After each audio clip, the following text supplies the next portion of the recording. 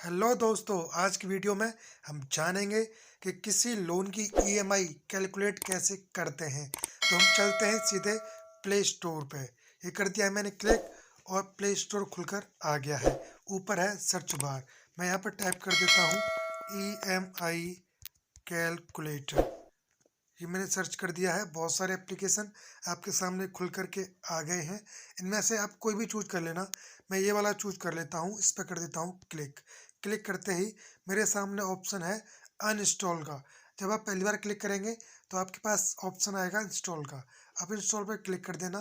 Click करते ही application आपके mobile में डाउनलोड हो जाएगी और इंस्टॉल हो जाएगी। उसके बाद आप कर लेना ओपन।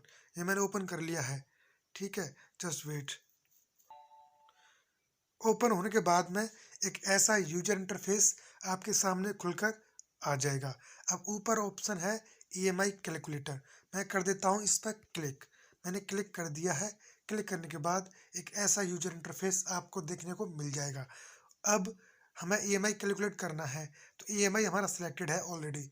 अब आप सपोज करिए मैंने 5 लाख रुपए का लोन लिया है, तो इंटर लोन अमाउंट मैं 5 लाख रुपए डाल देता हूँ। 5 लाख, 1 2 3 4 5। 5 लाख रुपए में डाल दिया है इसमें। उसके नीचे ऑप्शन है इंटरेस्ट रेट, किस ब्याज दर पे आपने लोन लिया है। सपोज करिए ये लोन मैंने 12% की रेट से लिया है, तो मैं इसमें डाल देता हूँ 12। अब कितने साल में हमें इस लोन को रीपे करना है, कितने साल में हमें इसे लौटाना है। अब सपोज करिए मुझे 6 साल में इसको लौटाना है, तो मैं यहाँ पे डाल देता हूँ 6 साल, 6 ईयर्स, राइट। अगर मान लो मुझे 6.5 साल में देना है, तो 6 साल और 6 महीने मुझे यहाँ पे डालना पड़ेगा, ठीक है। लेकिन मुझे 6 साल में देना है तो मैं इसको हटा देता हूँ, 6 साल कर देता हूँ इसको, ठीक है। नीचे ऑप्शन है कैलकुलेट का। जैसे ही कैलकुलेट करूँगा तो सारी कैलकुलेटेड वैल्यूज आपके सामने ऑटोमेटिकली आ जाएंगी, ठीक है। जैसे हम देख लेते हैं, करता हूँ कैलकुलेट। कैलकुलेट करते ही एक ऐसा पेज आपके सामने खुलकर आएगा। आप सबसे ऊपर देखिए 9,775 रुपये की मेरी ईएमआई बनेगी। इतने रुपए मुझे हर महीने अपने बैंक को देने पड़ेंगे ईएमआई के रूप में, ठीक है। अब नीचे देखिए बहुत सारी जानकारी और भी है। जैसे मेरा लोन अमाउंट है 5 लाख रुपए, इंटरेस्ट रेट है 12%, पीरियड है 6 साल। ये इन्फॉर्मेशन हमने इसमें फिल करी थी, हमने डाली थी इसके अंदर। उसके बाद हमें कैलकुलेट होके ईएमआई और टोटल इंटरेस्ट हमारे सामने आया है। जो मंथली ईएमआई है वो है 9,775 रुपये, ठीक है। और जो टोटल इंटरेस्ट मुझे देना पड़ेगा प्रिंसिपल अमाउंट से अलग, यानी जो मूलधन है उससे अलग जो मुझे ब्याज देना पड़ेगा, वो कितना है 2,03,807 रुपये। अब 6 साल में 5 लाख लोन लेने के बाद 6 साल में मुझे टोटल कितने रुपए वापस करने पड़ेंगे अपने बैंक को, वो है मेरा टोटल पेमेंट। वो कितना बनेगा 7,03,807 रुपये, ठीक है। इतना रुपया मुझे अपने बैंक को वापस करना पड़ेगा।